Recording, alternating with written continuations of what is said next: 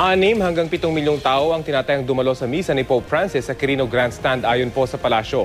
Ayon sa isang opisyal ng Vatican, ito na marahil ang pinakamalaki sa kasaysayan. Balita hatid ni Michael Fahatin. Naging maulan buong maghapon sa maraming bahagi ng Metro Manila, pero hindi nito natinag ang milyong-milyong Pilipinong dumalo sa panghuling misa ni Pope Francis sa Pilipinas. Ika nga, the faith of the Filipino people is waterproof. Base sa pagtaya ng palasyo, umabot sa 6 hanggang 7 milyong katao ang dumalo sa misa ni Pope Francis sa Quirino Grandstand. Mas malaki kaysa sa 5 milyong kataong record noong misa ni Pope John Paul II sa kaparehong lugar noong 1995. Kaya mismong ang tagapagsalita ng Vatican Press Office namangha. We have seen so many people that we believe that it is possible that this number.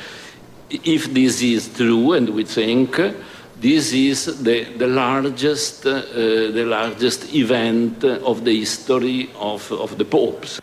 Ayon kay Manila Archbishop Luis Antonio Cardinal Tagle, kahit halos di na nakapahinga o nakasyesta ang Santo Papa, na-energize daw siya kapag nalalamang napakarami naghihintay sa kanya. Cannot fathom the faith of simple people. So it's really not about him. He was very attentive and he has this capacity to marvel and to be touched by the faith of the people. Pati mga banyagang mamamahayag, napabilib sa pambihirang pananampalataya ng mga Pilipino. Ito na raw marahil ang pinakamalaking pagkasama-samang nasaksihan nila kumpara sa pagbisita ni Pope Francis sa Brazil para sa World Youth Day, kung saan galing naman sa iba't ibang bansa ang mga dumalo. Gayunman, si Professor Giovanni Tapang na National Institute of Physics College of Science ng UP Diliman, kasama ang ilang profesor at estudyante na nagsagawa ng scientificong pagbibilang, may ibang pagtaya sa dami ng taong dumating.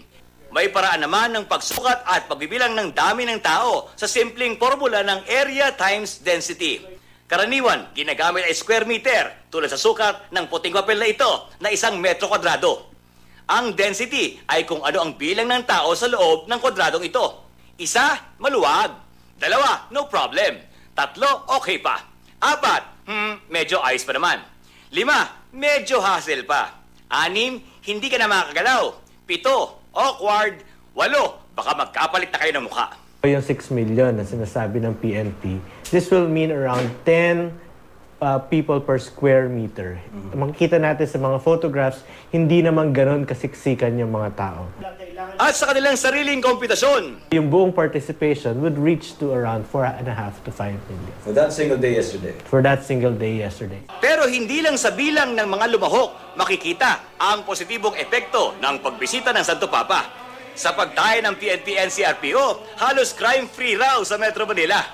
Liban na lamang sa ilang krimen gaya ng pandurukot, isang suspect sa pagnanakaw ng cellphone ang nahuli sa Maria Oroso Street. Michael Fahatin, GMA News.